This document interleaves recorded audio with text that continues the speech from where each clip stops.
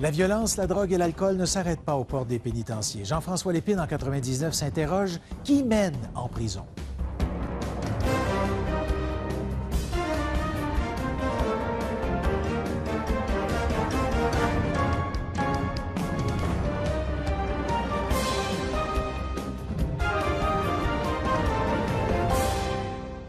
Bienvenue au Grand Reportage. Ce soir, nous vous présentons un document exceptionnel qui a été imprimé à plusieurs occasions. Jean-François Lépine et son équipe ont visité en 1999 le pénitencier à sécurité maximale de Donnacona. Isabelle Richer, notre chroniqueur judiciaire, est avec nous pour en parler parce que si on parle de Donnacona, c'est qu'un des principaux personnages dans le reportage fait la manchette ces jours-ci. Oui, c'est vrai, il s'agit de Yves Plamondon, dont le surnom est Colosse. Vous allez voir pourquoi dans le reportage. Aujourd'hui, Plamondon, c'est un homme de 63 ans qui a passé la plus grande partie de sa vie en prison, dont les 28 dernières années pour 3 meurtres dont il a été reconnu coupable en 86. Mais avant ça, c'était un trafiquant de stupéfiants assez prolifique là, dans la région de Québec, associé au clan du Bois. Il a été condamné à plusieurs reprises à des peines de prison. Parcours criminel bien garni. Vous allez voir qu'il emmène large en prison. Tout à fait. Vous avez dit qu'il a été reconnu coupable, mais lui n'a jamais admis de culpabilité. C'est vrai, et c'est assez particulier, Marc-André, parce que la plupart des criminels nient leur culpabilité. Quand ils sont déclarés coupables, ils la reconnaissent quand ils ont épuisé toutes les options d'appel pour espérer obtenir une remise en liberté, une libération conditionnelle, comme on dit. Plamondon n'a jamais reconnu sa culpabilité. Au contraire, il a bataillé pour trouver des éléments qui lui auraient été soustraits à tel point qu'il a obtenu une réouverture d'enquête et un nouveau procès à la fin du mois de novembre. Bon, alors ensemble, on va regarder ce document qui est absolument fascinant, réalisé donc par notre équipe à l'époque de Zone Libre.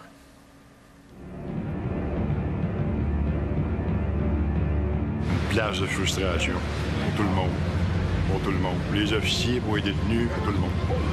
Prison. C'est peut-être pas la solution, mais on en connaît pas d'autre. Qui mène en prison? J'ai toujours dit ça dépend qui est sur le chef. Hey, pas pour la fucker, la bataille, j'ai pas rien dans la cour. Je suis pas un ange. J'ai commis un meurtre. J'étais accusé de 3 meurtres. C'est des ultra-violents. On est dans un maximum présentement. On n'est pas ni de médium ni de minimum. Ici, vous avez peut-être la crème de la criminalité au Canada. Qui mène? Eux ou vous? Quelle question. Ben c'est sûr que c'est une prison, hein? C'est des criminels. C'est sûr qu'on peut pas tout empêcher, on peut pas tout voir, on peut pas tout enrayer, là. On fait notre possible, dans le fond.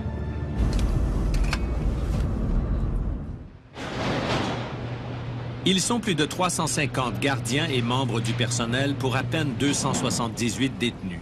C'est le pénitencier à sécurité maximale le plus moderne au pays.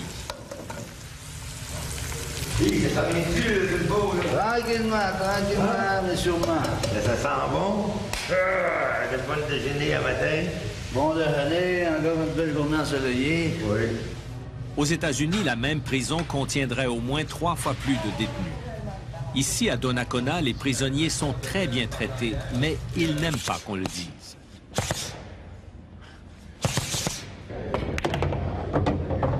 Ça fait 22 ans que j'étais en carcère ici, puis si je m'entraîne pas tous les jours, là, je vais devenir fou. J'ai besoin de frustration, des entraînements, de la santé, puis tout ça. Là. Nous sommes dans le 240, un secteur de la prison contrôlé en partie par les Hells Angels. Mais les Hells ne nous parleront pas dans ce reportage. Ils ont même refusé qu'on les prenne en image. Robert Perruta est le doyen de Donnacona. Condamné à 10 ans de détention en 1977 pour une agression violente, sa peine s'est accrue par la suite à cause des crimes qu'il a commis en prison. À moins de changement, il ne sortira qu'en 2011. Moi, j'ai pogné pas mal de mon temps là, dans le super maximum.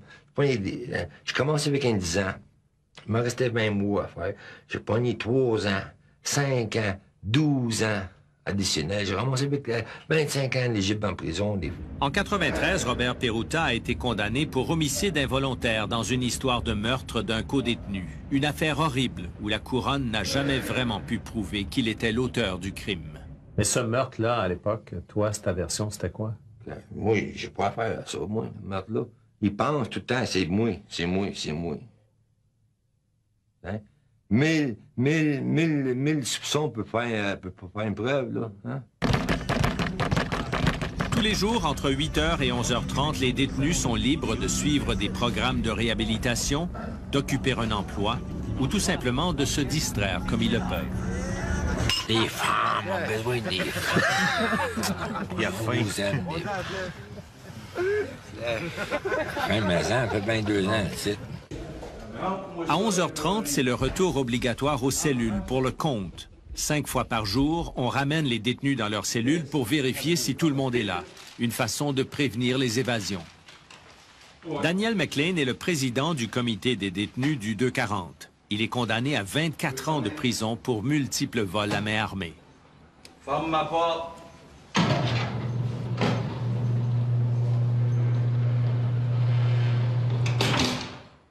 À midi, après le compte, les détenus peuvent sortir de leur cellule pour manger dans la salle commune de leur aile de détention. Il n'y a pas de cafétéria centrale à Donnacona. Pour éviter les mouvements de détenus, on apporte les repas dans chacune des ailes où ils se servent eux-mêmes. Soupe populaire, moi j'aimerais bien aller manger soupe populaire. Je suis sûr qu'on mange mieux. Le menu m'a voulu aujourd'hui ce que c'est. Soupe aux tomates et riz. Le riz n'est pas trop dans la soupe, comme tu l'as vu. Bon, là, regarde ça, tu lis ça comme il faut. Pita à la salade de la daigne.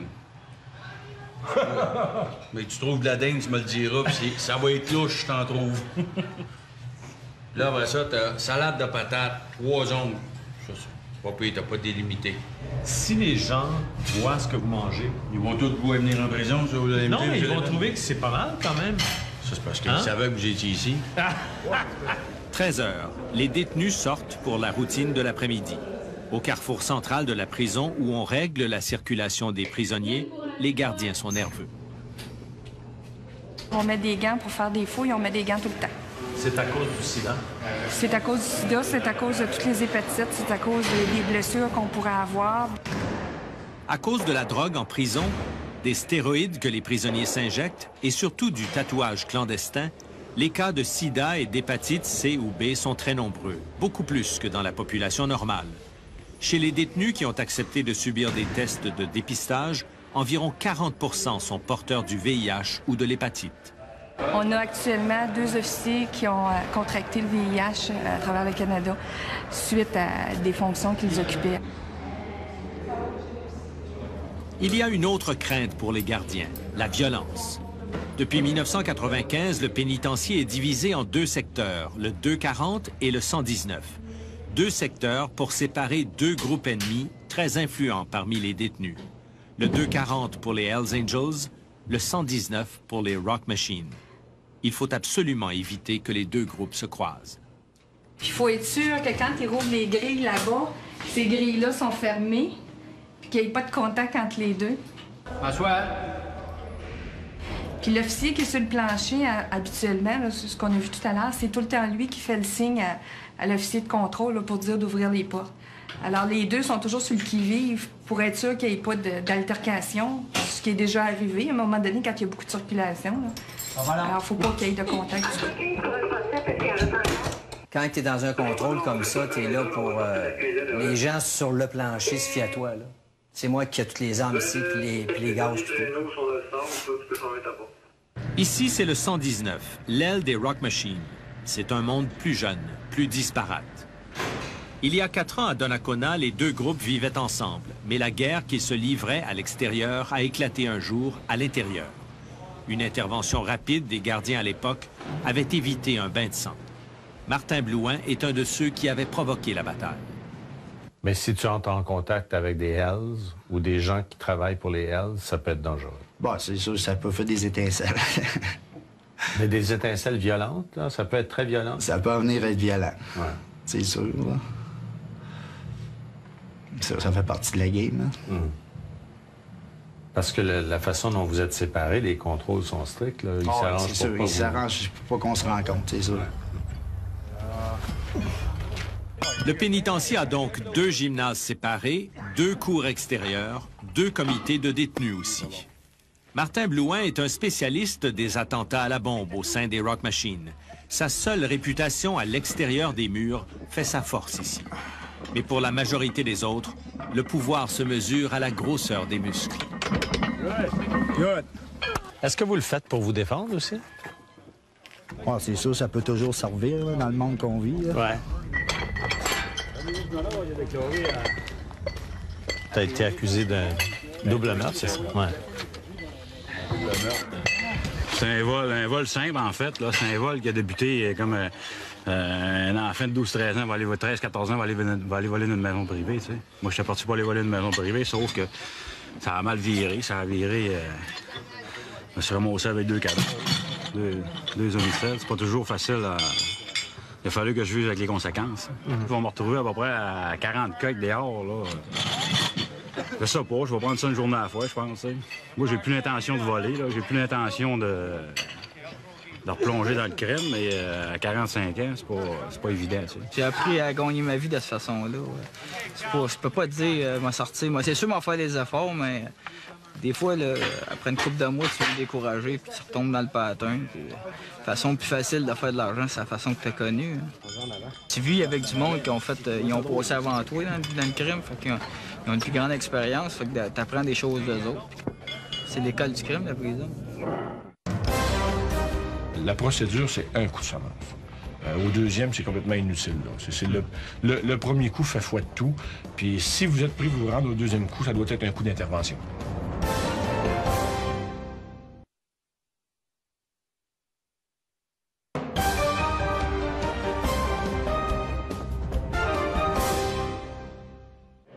Les détenus ont beaucoup de droits en prison, même celui de faire l'amour.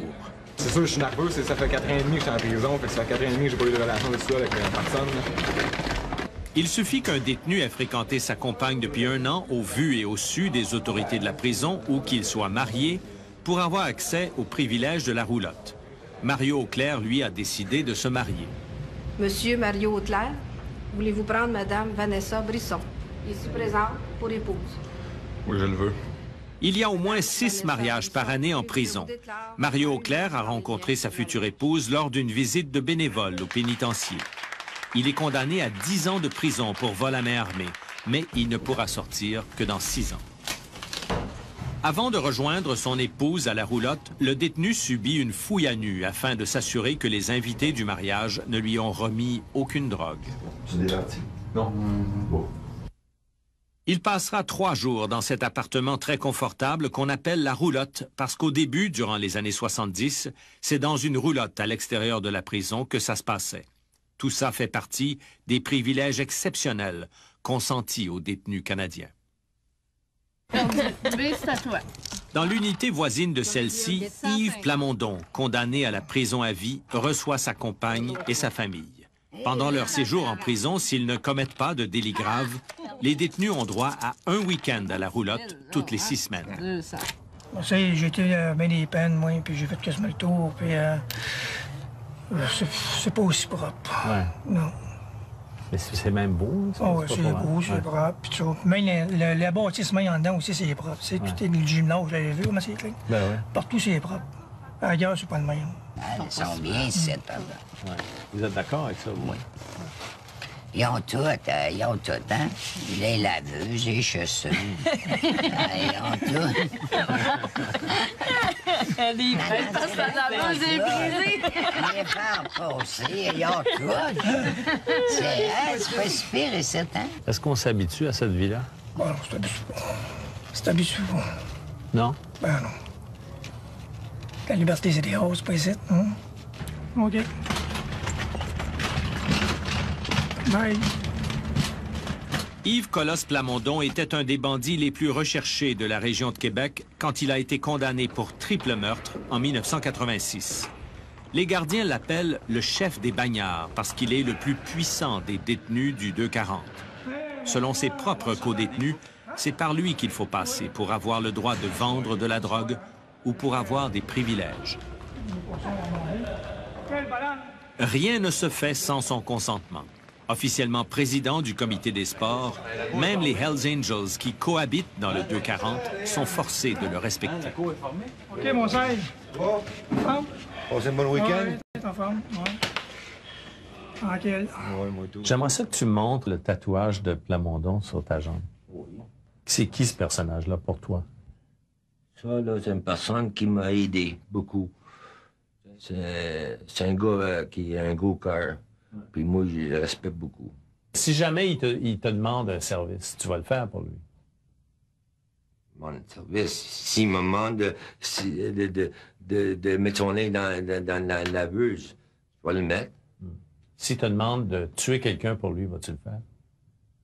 Où t'en vas, toi, là? C'est une question. Où t'en vas, là? Hey, couche-toi, il faut. Non, mais s'il te demande, par exemple, de battre quelqu'un pour lui, vas-tu le faire? Pourquoi il me demanderait ça? C'est pas un homme de même. C'est pas un gars qui va demander à quelqu'un de battre quelqu'un. Fais l'autre, oui. T'en vas, toi. Non, mais en prison, il y a des règlements de compte, il y a des batailles, comme dans la société. Non, c'est des mythes, ça. C'est des mythes, ça. Ouais. C'est pas un homme qui va le faire battre le monde. Fais l'autre, oui. Ouais, on est en dessous de mort. Sérieux? L'autre gros poisson qu'on avait, là, quand on a fait le manège de l'aquarium, il y en a un de mort. Un gros 30 sous? J'ai pas voulu te dire ça avant que tu parles de roulotte pour que tu tombes en deuil. Hé, ta femme? Ouais. Tout détenu, ils ont son pouvoir à lui-même. Pas plus de pouvoir qu'un autre. Il n'y a personne qui mène. Tout le monde fait la petite affaire. Vivre et laisser vivre en prison, hein? Vous dites on respecte tout le monde. Prenons une hypothèse. Il y a des batailles entre les prisonniers, hein? Il y a des choses qui se passent, il y a des scènes de violence, là, c'est connu. Bon. Admettons qu'il y a un indésirable dans la place. Il y a quelqu'un que vous ne voulez pas voir. Vous allez vous arranger pour qu'il s'en aille.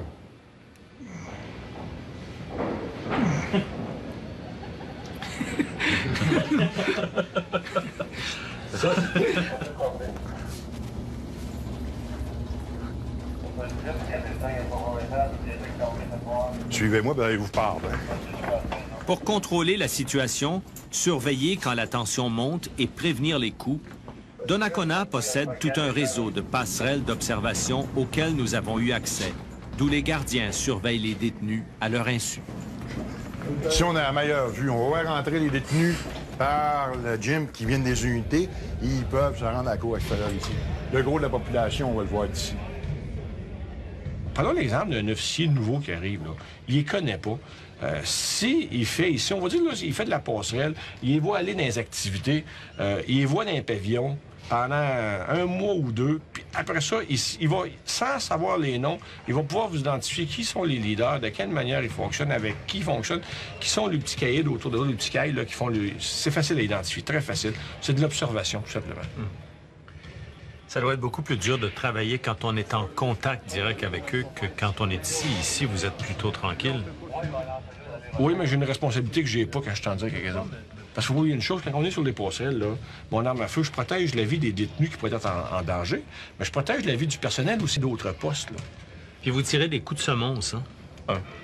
Un. Faut bien se comprendre, là. La procédure, c'est un coup de semonce. Au deuxième, c'est complètement inutile. Là.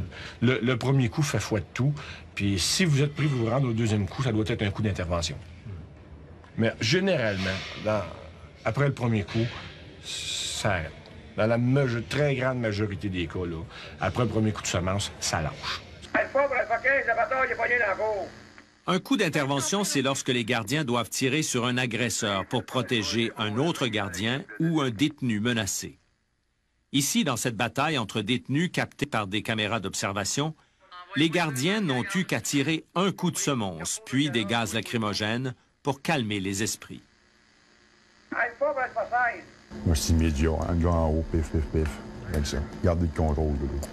Je peux mettre le détenu dans la cellule? Ouais, fais ça. Ils vont s'en aller au fond. Ils vont s'en aller au fond, puis le gars qui est en haut ici va les rappeler un par un. T'as vu, il criait chute. Hein? OK, c'est assez, là, on a fini. Ils vont les rappeler un par un, ils vont être rentrés un par un, fouillés, placés en cellule. Puis on va passer à côté disciplinaire, ça va être fini après. Pour intervenir, les gardiens de Donnacona disposent d'un arsenal impressionnant. Ça, c'est les armes à eux autres. C'est de l'AR-15, calibre 223. Des fusils anti-émeute, OK, qui garagent des gaz. Puis des fusils de contrôle de foule. des fusils de contrôle de foule, des calibres 12. C'est une petite armurerie dans l'armurerie. Okay? De l'autre côté, c'est la plus grosse armurerie, l'armurerie établissement. Toutes les armes de service, la 223, la 9 mm, le fusil, toutes les armes qu'on sert, et les revolvers d'escorte. On est le pénitencier au Canada qui a le plus de matériel. Fait qu'on est un pénitencier de sécurité maximale. Fait que, je veux pas, il faut être équipé en conséquence. On est autonome dans toutes nos troubles intérieurs, on est autonome. Dans toutes nos troubles. La Sûreté du Québec va intervenir au niveau de l'enquête s'il y a eu un crime qui est commis. La GRC va venir si on fait la grève. De toute façon, ils n'ont pas l'expertise pour faire ça. Comme je dis toujours, moi, la police, elle sait arrêter les détenus. Nous autres, on sait les garder. Puis d'avoir du bon équipement, c'est un investissement. Hein. Avoir du mauvais équipement, tu arrives, il faut opérer, ben, tu fais des mauvais jobs. Avoir le meilleur équipement, tu arrives, il faut opérer, ben, tu fais des belles jobs. Une minute. Quand on va faire signe au endroit, on va ouvrir la porte au complet. OK? Un détenu est soupçonné de posséder un couteau. Il refuse de le remettre aux autorités. On fait alors appel aux forces d'intervention. Après avoir fait valoir ses droits aux détenus, on procède à la mise sous arrêt. Et pour éviter l'usage de force abusive par les gardiens, les services correctionnels exigent qu'on enregistre toutes ces interventions sur vidéo. Et les précautions sont importantes, parce que tout peut arriver. Dans ces images d'archives, c'est le détenu qui a surpris tout le monde par une réaction violente totalement imprévisible.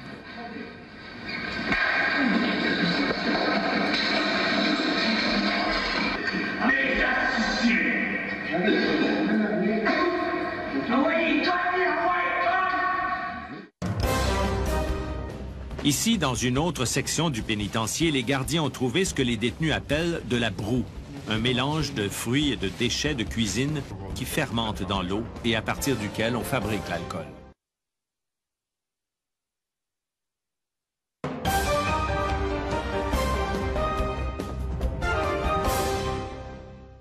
Ici, un soir de broue, comme on dit, après avoir consommé beaucoup d'alcool et de drogue, les détenus d'une section de la prison commencent à saccager leur salle commune. Le groupe d'intervention entre en action pour mettre fin au saccage. Qu'est-ce qu'on voit, là? On voit un groupe d'intervention qui fait de la surveillance d'un trouble de salle commune. Là, il y a 5 détenus qui ont cassé la salle, ils ont fait du grabuge. Ils se servent d'un frigidaire, ils se servent d'une laveuse, ils se servent de l'équipement qu'il y a dans les salles communes pour barricader les portes, pour empêcher l'équipe d'intervention qui va arriver. Ils ont été gazés. Ça limite ils se reposent dans un coin. Parce que ces détenus-là sont sur le PCP. Ils n'ont aucune douleur, ils n'ont aucune sensation, ils ne sont pas dans la réalité du tout. De parler, c'est une perte de temps, ils ne nous comprennent pas.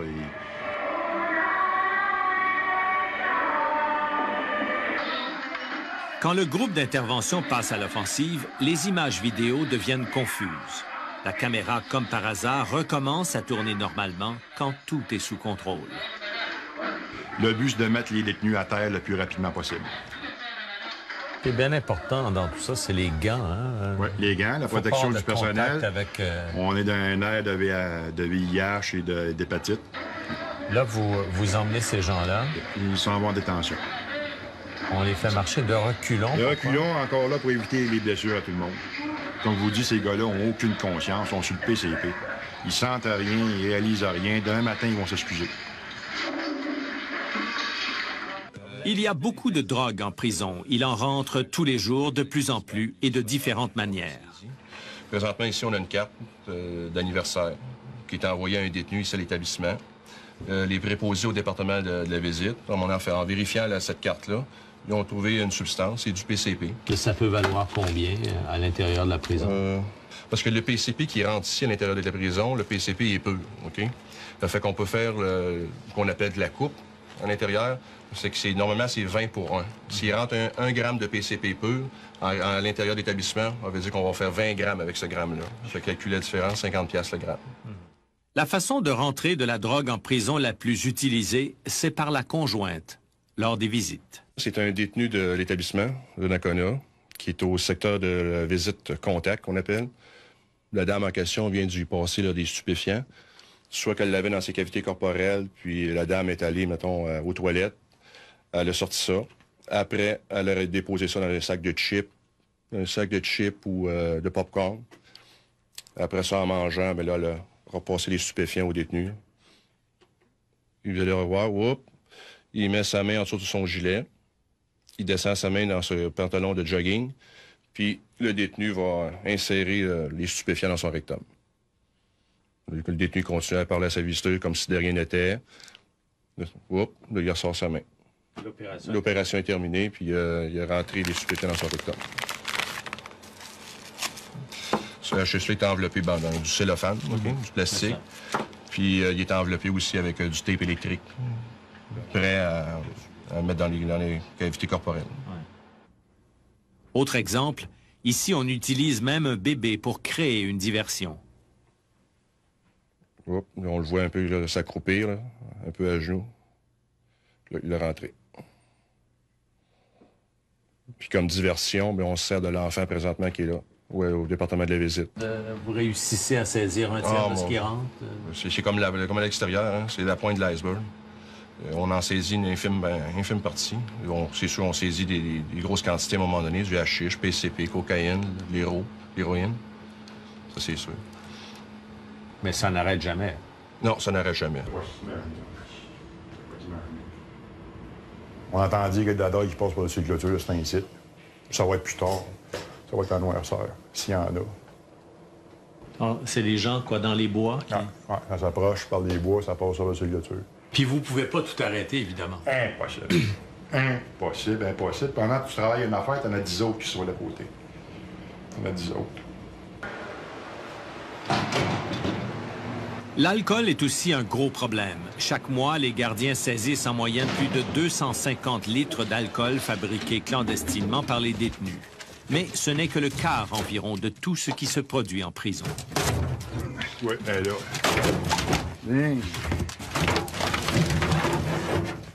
1, 2, 3, 4, 5, 6, 7, 8, 9, 10, 11. Elle n'est pas vieille, elle est chaude. La plupart du temps, là, très souvent, ils gardent le rôle, ils transfèrent l'alambic d'une autre cellule. Fait que s'ils se font pogner à beau, ils sauvent l'alambic pour la prochaine fois. Ici, dans une autre section du pénitencier, les gardiens ont trouvé ce que les détenus appellent de la broue, un mélange de fruits et de déchets de cuisine qui fermente dans l'eau et à partir duquel on fabrique l'alcool. Du pain, du citron, des oranges, un peu de beurre de pinot.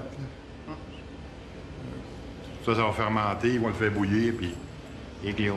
Bingo. C'est fort comme qualité d'alcool, ça? 40-45 %.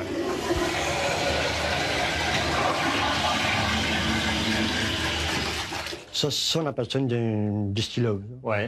Et c'est fait comment? C'est fait avec quoi, ça? C'est deux... Ça, c'est 2 couteaux. Ouais. Puis le tuyau, comme celui-là, il viendrait d'où?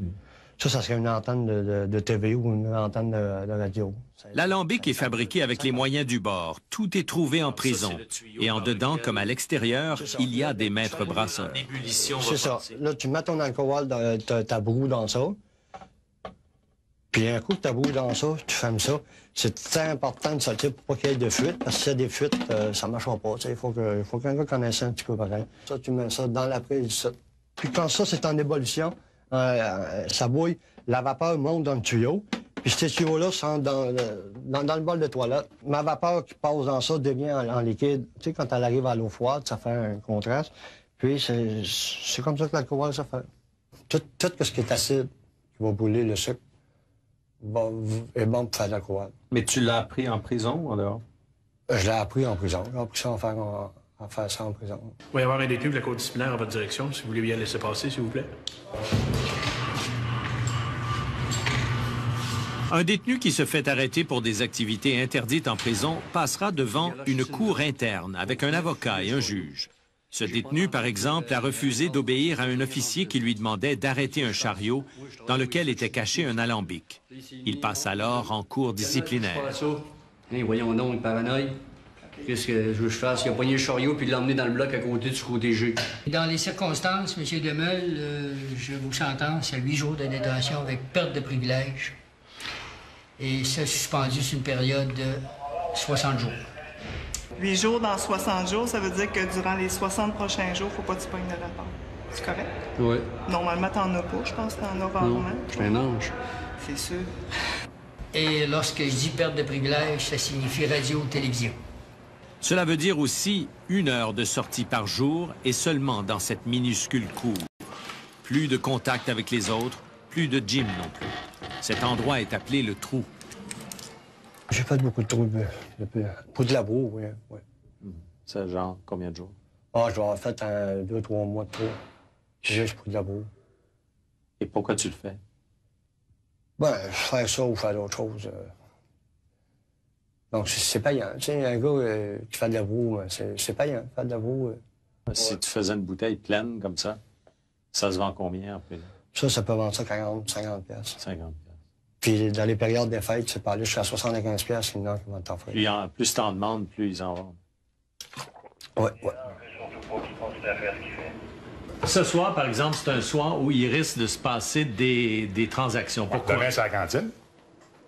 Demain, c'est la cantine, c'est le jour de paye. Hein? Fait que il y a à peu près la moitié du monde là-dedans qui doivent quelque chose à quelqu'un d'autre. Fait qu'à soir, ça se remémore la mémoire. Hein? Demain, tu me payes. Demain, oublie pas sa cantine, dans comment tu me dois, vers là. Puis, normalement, celui qui doit à quelqu'un doit déjà à quelqu'un. Hein? Fait que c'est le petit poisson, puis le moyen poisson, c'est le gros poisson. Fait que gagne le gros poisson au bout qui collecte le plus. Vous savez qu'il y a des personnages qui dominent d'autres, qu'il y a des gangs qui se partagent le commerce de la drogue? J'ai une loi, Marie Damois. Ça serait facile si je me fierais juste à mon jugement et à ce que j'ai. Ça serait facile, mais j'ai une loi, Marie Damois. J'ai une loi qui me demande de prouver, j'ai une loi qui me demande de justifier. J'ai une loi qui me demande d'avoir des arguments, des doutes, fouiller des raisons de croire. J'ai les mots à la mode aujourd'hui, hein, raison de croire, doute, preuve. Tu ne peut plus arriver comme quoi, dans le tas, ah ouais, Joe par là, tasser par là, ça marche plus. Tu sais, à tort ou à raison, on le voit aujourd'hui, vous le voyez aussi. D'où la question qui mène en prison. J'ai toujours dit, ça dépend qui est sur le chiffre. Ça dépend qui est sur le chiffre. Je le pense encore. Mais donc, c'est les gardiens? Oui, moi, je le croirais. Ça dépend qui est sur le chiffre. Se laisse mener qui veut se laisser mener. Hein. Alpha 1, Alpha 21. Checkera ça, dans le sens, quand on rentrait, il y a 2 détenus qui s'ostinent. Ils étudient, ils connaissent les angles qu'on peut voir. Même, ils peuvent savoir à peu près où que le gardien se tient. Ils savent qu'il y a des gardiens qui vont se promener, ils savent qu'il y a des gardiens qui vont rester toujours à la même place. C'est l'étudie. Parce que quand on se promène en patrouille, ils savent qui est ta patrouille. Fait donc, ils savent à quelle heure tu vas monter. Puis ça, ils savent aussi. Ils connaissent les postes. C'est pour ça qu'on a une rotation de postes qu'on change, pour pas que ça devienne une routine. Puis ils savent aussi à qui demander aussi. Ils savent qui va refuser ou qui va donner. Ça, c'est... Les gardiens qui sont moins durs. Et voilà. Ouais. Ils ont beaucoup à aller chercher en jasant avec nous autres aujourd'hui, qu'anciennement, il n'y avait pas grand-chose. C'est ça qui fait la différence. Ça douche? Aujourd'hui, tu peux donner quelque chose. Fait qu'ils savent. Mais est-ce que c'est pour obtenir plus d'affaires de vous autres, pour vous séduire un peu, qui font ça? Plutôt que l'agression, ils préfèrent... C'est ça, aller chercher par le... Amadouer, quoi. Oui, et voilà. Ouais. Et puis les gros détenus, comme je vous disais, eux autres sont à l'aise. Ils jasent, tu sais, beaucoup plus. Ou si t'es un bon contact avec un gros détenu, là, tu dis là, on te fiche la paix, mais tu me fiches la paix. Si un petit gars, il fait le fou, là, un peu, tu dis, hey, là, il m'énerve à soir, là. C'est pas long, ça va prendre 5 minutes, puis il va arrêter. Entrée générale en cellule, entrée générale en cellule. Donc, pour acheter la paix, ils font la paix. Ah, absolument. Pour vous, parce qu'ils savent, oui, parce qu'ils savent que, par exemple, s'ils nous donnent du trouble, on peut dire, ben, à soir, là, si on fait du trouble, on fait des fouilles. On peut vous faire une fouille. On a le droit de faire des fouilles si on veut. Fait que ça fait pas trop leur affaire, tu sais. Pas acheter la paix de manière de parler. Il faut faire notre ouvrage quand même, on n'a pas le choix. Mais si on peut mettre de la pression, si on veut mettre de la pression, on peut mettre de la pression du tout aussi. Ça joue à deux, ça. Puis les gros qui est là, bien souvent, ils n'en veulent pas de pression. Ils veulent faire leurs affaires. Et voilà. Plus c'est tranquille, plus que les officiers peuvent dormir pour eux autres, ils peuvent faire plus de gaffe en arrière, tout en conséquence de ça. Et c'est drôle parce que vous disiez, ils nous surveillent et nous, on les surveille. On connaît nos habitudes, on connaît... Et voilà. C'est comme une famille. C'est ça. On surveille l'autre.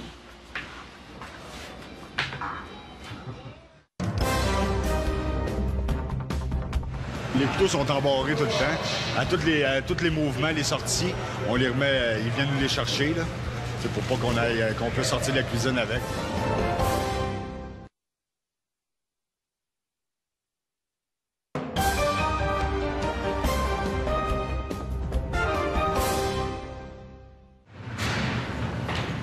Tous les jours, Dominique Bluteau va travailler à la cuisine. Cela fait partie des programmes de réhabilitation et ça lui permet aussi de gagner jusqu'à 6,90 $ par jour qu'il peut dépenser à la cantine des détenus. Il travaille dans un des endroits les plus sensibles de la prison, la cuisine. Avec une queue de rat. Les couteaux sont embarrés tout le temps. À tous les mouvements, les sorties, on les remet, ils viennent nous les chercher, là. C'est pour pas qu'on puisse sortir de la cuisine avec. Tout est barré, hein? Les frigidaires sont barrés. Oui. Oui, c'est pour pas qu'on ait accès librement à tout ce qu'ils donnent dans la cuisine. Et sinon, on pourrait se péter des grosses bouffes. Il y a un danger de vol? Oh, il y a un gros danger de vol. C'est sûr qu'il y a des choses qui sont plus... il y a des denrées que les détenus aiment bien, comme le filet mignon ou les steaks, ou ce qui est viande, ils aiment ça. Il faut absolument barrer ces endroits-là qui sont stratégiques. Et c'est encore à la cuisine qu'on retrouve un endroit très convoité par les fabricants de brou.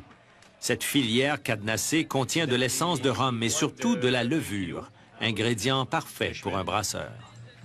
Si jamais un détenu avait une canne comme ça, il y en aurait pour 1 an.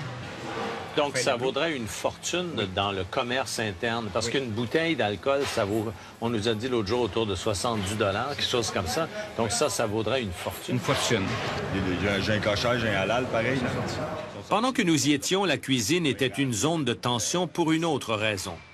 Ici, ce sont les détenus du 240 qui font la cuisine pour toute la prison, ce qui ne convient pas aux détenus du 119, l'aile des Rock Machines. Les 6 hot dogs, à un moment donné, il a fallu les revirer parce que ça sentait l'urine, tu sais. C'est des affaires qu'on trouve, tu sais. La cuisine, c'est un gros problème.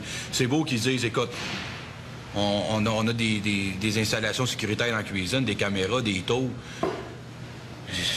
C'est une affaire d'une fraction de seconde là, pour mettre de quoi là-dedans. Là. C'est facile. Là. Il envoie de la soupe, envoie un crachat dedans, puis un brosse ça, passe ça. Les gars, ils arrivent, ils mangent. La soupe est bonne, tu sais. Et c'est toutes des affaires qu'on ne sait pas. Là. Les gars, là, ici, là, sont capables de voler des steaks dans les frigidaires barrés. Ouais. Penses-tu qu'ils sont pas capables de faire n'importe quoi dans la bouffe?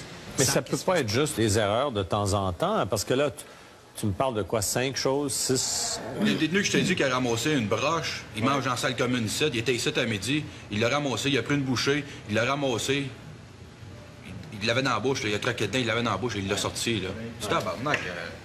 Ah non, c'est un problème, ça, c'est L'autre côté, ils mangent la même nourriture. Qu'est-ce qu'ils font? Qu'est-ce qu'ils font? Ah, ben là-bas, l'autre bord, quand ils mangent, mettons, ils font des patates. Les patates sont supposées être sabotées, là, mais ils vont coller la shot à tout le monde de ne pas manger les patates. Ça, on le sait parce qu'il y a des gars qui sont à leur bord, qui sont emmenés ce bord-ci, qui nous ont dit que le procédé de la chose. Nous autres, on ne veut pas prendre nos jobs. Si après une confession, on prend nos jobs automatiquement, puis on va prendre le poste de la cuisine en général. Là, on ne veut pas prendre le poste. C'est un poste quand même qui est... on fait des heures, puis on peut manger un peu mieux. Fait qu'on s'arrangera pas pour la pâte, fait qu'on le fait pas. Est-ce qu'ils ont raison de dire que vous seriez peut-être tenté de faire quelque chose avec cette nourriture? Ben oui, ils ont raison, parce que c'est pas eux autres qui l'ont, la cuisine. Si ce serait nous autres qui l'auraient la cuisine, là, on ferait la même astuce d'affaires. On te lui passerait des crosses têtes. C'est sûr. Mais vous avez pas envie de cracher dans son assiette? Ouais. Hein? Ouais. J'ai envie, mais elle le fait pas. Je vais procéder à la sortie. Sortie!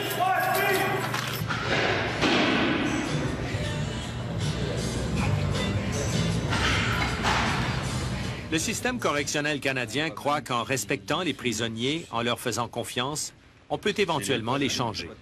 C'est ainsi que chaque semaine, un dirigeant de la prison rencontre les comités de détenus pour répondre à leurs demandes. Moi, j'ai pas de problème. En ce moment, les TV qu'on a là, avec une brise seulement, là, ça s'en va, ça aussi, c'est tendance à disparaître. Ça, c'est les télévisions stéréo qui s'en viennent, puis les télévisions à images numériques, là, écran numérique ou écran à plat là, qui s'en viennent. Ouais, mais tu vas en venir avec quoi? Ouais, il y a des gars qui ont demandé pour voir les télévisions, ils ont fait des achats de télévisions en couleur, avec des portes, même le stéréo, là, qui appellent, là. Les télévisions stéréo, bon, mais là, c'est refusé. Je sais pas pourquoi, là. On va vérifier pourquoi. C'est refusé. Après? Un autre point que je voulais te parler, c'est l'année passée, là, M. Veilleux, vous avez enlevé les plants de tomates là, à cause de l'histoire de la boue et tout ça. Là, j'avais enlevé les plants de tomates, j'avais enlevé les tomates à cantine. Je pense que ça n'a pas changé de quoi, là, tu sais. Puis même, vous dites qu'il y en a plus qu'avant. Apparemment, il y a eu un rapport là-dessus. Plus qu'avant. Oui, ça s'équivaut. Bon, tu sais, dans le fond, là, nous autres, on aimerait ça en manger des tomates fraîches, moi. Il n'y aura pas de tomates cette année. Je suis certain de ça, il n'y aura pas de tomates cette année. Donc, t'as pas pogné le meilleur pour rappel d'ordinateur, tu sais. Stéphane Auclair, condamné pour double meurtre, a accepté, lui, de suivre les programmes de réhabilitation offerts par les services correctionnels. Mais il n'y croit pas. Rentre dans l'appartement. Le but des programmes de l'école, n'importe quoi, toutes les interventions, c'est pour que le gars ne revienne pas et qu'il ne fasse pas de dommages à quelqu'un dehors. OK? Puis tu ne faut pas croire que tous les gars sont bien ici et ils veulent revenir. Je sais qu'ils reviennent, je le sais, je suis convaincu. Ça, c'est le choix, eux autres. C'est le choix, mais je pense que des fois, on peut éduquer le choix un peu. Les gars, ils ont tendance à être court terme souvent. Quand tu demandes à un délinquant, puis même nous autres, quand on nous demande où tu vas être dans 10 ans, on a de la misère à le faire. Fait que ce que les programmes essaient de faire, puis c'est malheureux que peut-être que... Mais pas personne qui prédit l'avenir, dans 10 ans, là, écoute, tu sais. Je suis d'accord, sauf que si on planifie un peu plus, on pense aux conséquences des actes, qu'on ne fait pas des choses irréversibles, on a des chances d'améliorer le résultat. C'est juste ça. Je m'en fais 10 ans, là, je vais être libéré. Si je décide, mais que je sorte, là, de recommettre le même crime, mais c'est mon choix, tu sais. C'est parce que j'aurais pas été dompté tout de suite. Tu as le droit d'être toi-même et d'en assumer les résultats et les conséquences, bonnes ou mauvaises, là. Il m'a eu 10 ans pour y penser. Tu sais, ton stop and think, là, programme psychosocial, là, on suit que je me le plante dans le cul. Ben, c'est bon, rien. Il faut respecter la il y a des gens qui ne croient pas à ça, en d'autres termes, les programmes, non seulement chez les détenus, mais aussi au sein du personnel. Il y avait des gardiens ici qui me disent, on n'est pas ici pour vous changer, vous n'êtes pas changeable. On peut pas rien faire avec vous autres. C'est drôle, des gardiens viennent me le dire. Imaginez-vous, là, quand en 73, là, vous êtes rentré en dedans, puis en 99, vous ressortez, là. Quel décalage qu'il y a. Bien, il y en a des gens, là, c'est l'utopie d'espérer un jour pouvoir refaire des citoyens à l'extérieur avec eux, là.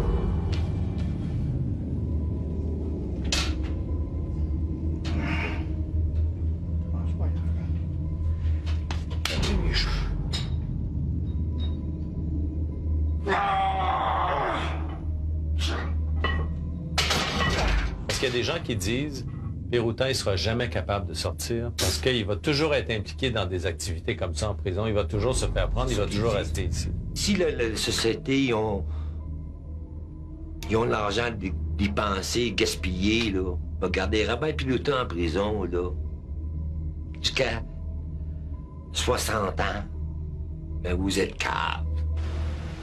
Cet été, les services de sécurité de la prison ont démantelé un important réseau de drogue.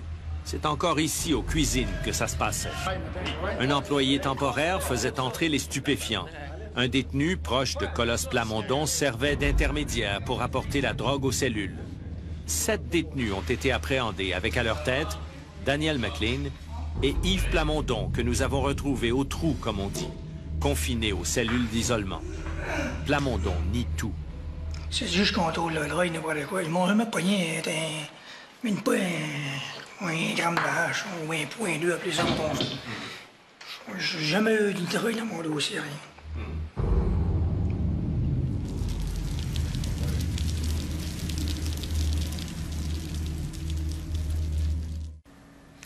Oui, tout un personnage que ce M. Plamondon. Alors, où en est-il maintenant dans tout le système ou dans l'appareil judiciaire? Bien, figurez-vous que d'abord, il a quitté Donnacona, où il a passé tant de temps, parce que pour lui, c'est littéralement un retour à la case départ.